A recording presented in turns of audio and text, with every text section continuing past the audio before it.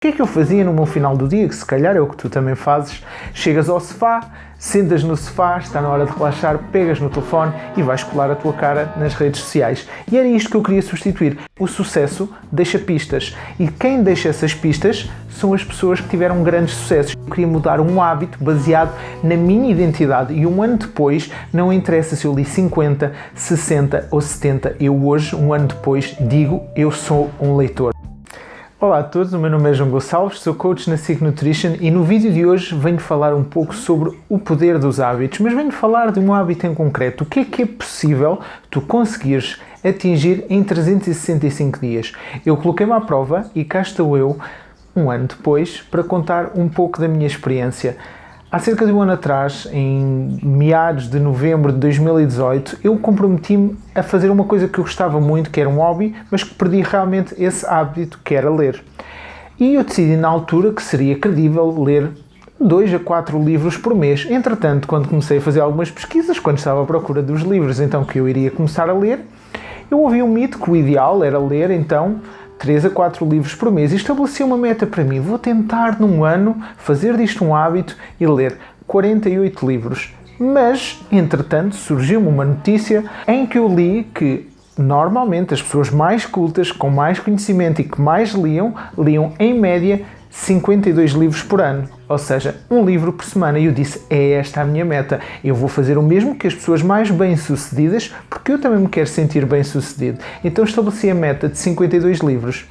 No entanto, já tinha estabelecido esta meta dos 52 livros, deparei-me com um artigo mais recente que dizia os CEOs das maiores empresas do mundo assumem ler 60 livros por ano. E eu disse, ok, se eu aceitei o desafio de 52, não vão ser 52. O meu desafio vão ser 60 livros em 365 dias. E hoje estou aqui com os meus companheiros aqui do lado e venho-te contar como é que eu consegui ler esta quantidade de livros e como é que tu podes usar as minhas conclusões para fazeres o teu próprio caminho com os teus próprios hábitos.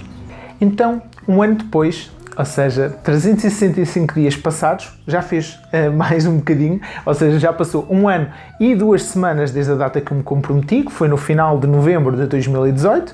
Estas 2 semanas, digamos, foi a recuperação para poder fazer aqui este vídeo hoje para ti.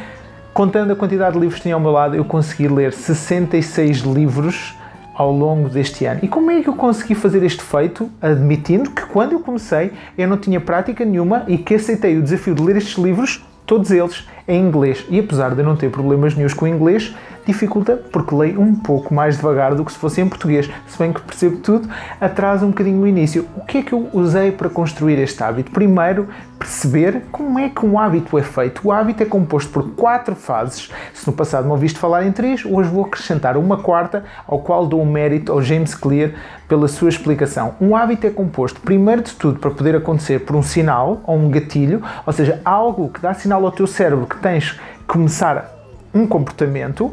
Antes desse mesmo comportamento, há uma fase, que foi a tal fase que eu introduzi agora, que é o desejo. Depois há uma 3ª fase, que é o comportamento ou a ação que tu queres fazer. E depois tens a 4ª fase, que é a recompensa. Se tu não tiveres estas 4 fases, não existe um hábito. Tal como se tu quiseres transformar algo num hábito para ti, tens de conhecer estas 4 fases para elas se transformarem num hábito.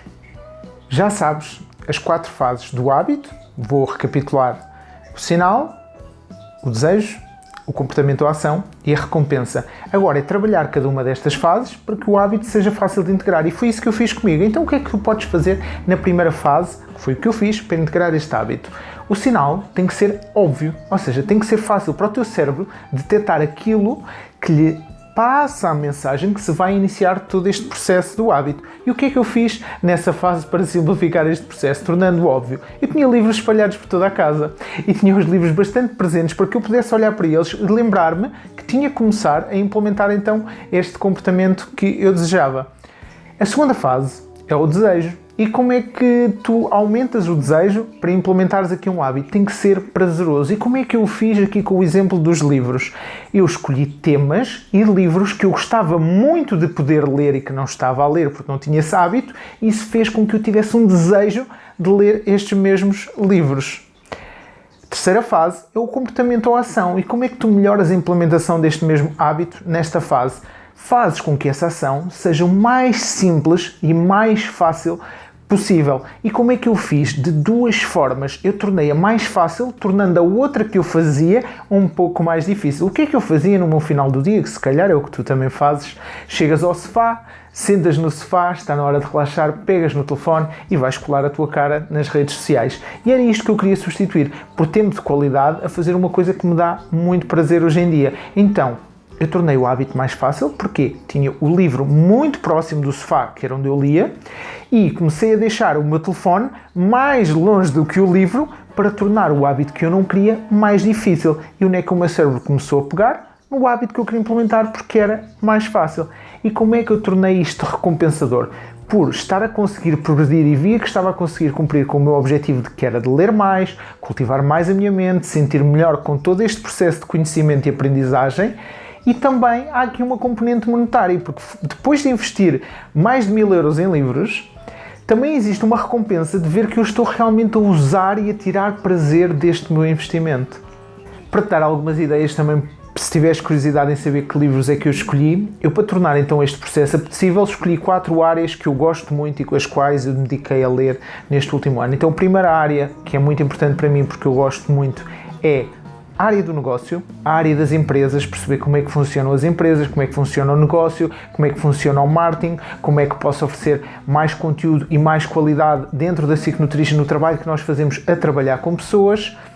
A segunda parte, uma coisa que eu gosto também muito, é a neurociência, tudo o que tem a ver com neurociência, mindset, assuntos muito relacionados com coaching e comportamentos, também é uma área que eu gosto bastante e li muitos livros dentro dessa parte mais específica.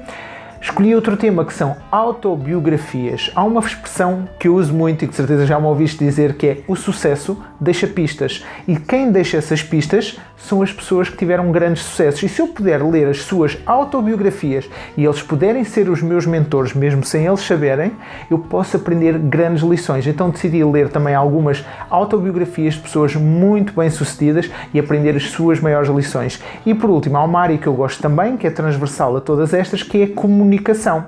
Tudo o que tenha a ver com skills comunicativos em vídeo, que é o que eu estou a tentar fazer aqui hoje, tudo o que seja skills de comunicação em posts, em blog posts, tudo o que seja escrever ou comunicar em vídeo, eu tentei melhorar também ao longo deste ano. Mas eu ler 60 ou mais livros num ano não é verdadeiramente um hábito que eu queria. E não está de acordo com aquilo que eu tantas vezes tento passar a mensagem a quem está a começar um processo de transformação corporal. Seria não mais do que um hábito de performance. Um hábito em que eu contaria quantos livros comecei, a 0, e acabaria com 66. Perfeito, mas não é isso que eu queria. Eu queria mudar um hábito baseado na minha identidade. E um ano depois, não interessa se eu li 50, 60 ou 70. Eu hoje, um ano depois, digo: eu sou um leitor. E isto é um hábito baseado na identidade. Eu mudei a minha identidade e comecei a considerar-me um leitor. É a mesma coisa para ti. Quando queres fazer um processo de transformação corporal, fazer 50 ou 60 kg no agachamento, perder 5 ou 6 kg, pode ser sem dúvida um hábito de processo, mas precisas mudar a tua identidade e ver-te como uma pessoa diferente para conseguires manter esses resultados a longo prazo. Gostei tanto deste processo de aprendizagem e de leituras, que eu já tinha tantas saudades, que assim que o hábito ficou e eu senti que realmente já estava solidificado, eu comecei a trabalhar outras formações noutras áreas que eu gosto bastante, entre uma das quais o inglês, não porque não conseguisse ler os livros, mas porque voltou aqui a suscitar aquela vontade de aprofundar os meus conhecimentos de inglês. Por isso acabei não só por ler estes livros, mas também por fazer mais de 100 horas de formação em 2019 e senti que foi um processo muito importante a nível de cultivar aquilo que eu sentia que era a minha identidade. A mensagem de hoje, além de te ensinar a parte mais técnica e mais tática de como tu podes replicar o que eu fiz para os diversos hábitos que tu queres implementar na tua vida, eu quero-te passar uma mensagem muito comum no cérebro humano e que muitas das vezes pode estar a deixar ficar para trás.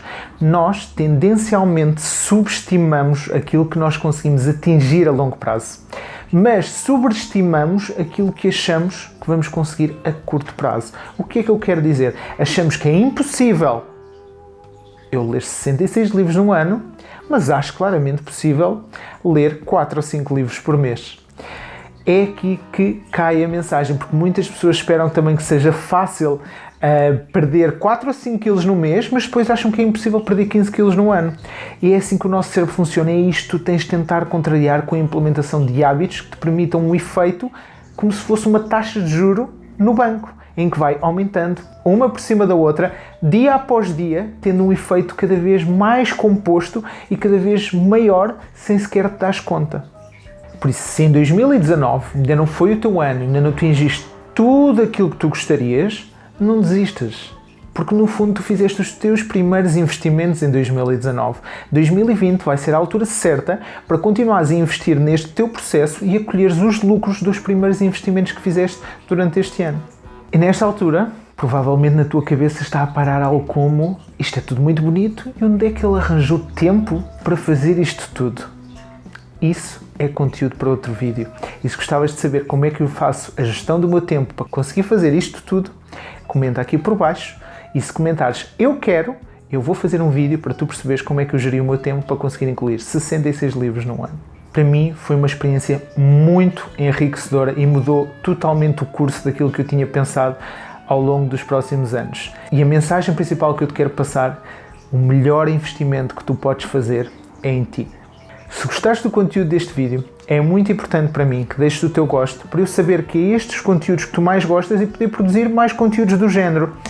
Se achavas que algum dos teus amigos também gostava de começar a ler ou implementar melhores hábitos, partilha o vídeo com ele. Eu aposto que ele agradece. Se ainda não ativaste a subscrição do canal para seres notificado sempre que sai um vídeo novo, que normalmente é todas as semanas se eu cumprir com o meu hábito, clica aqui por baixo e verifica que estás subscrito e não te esqueças, descomplica.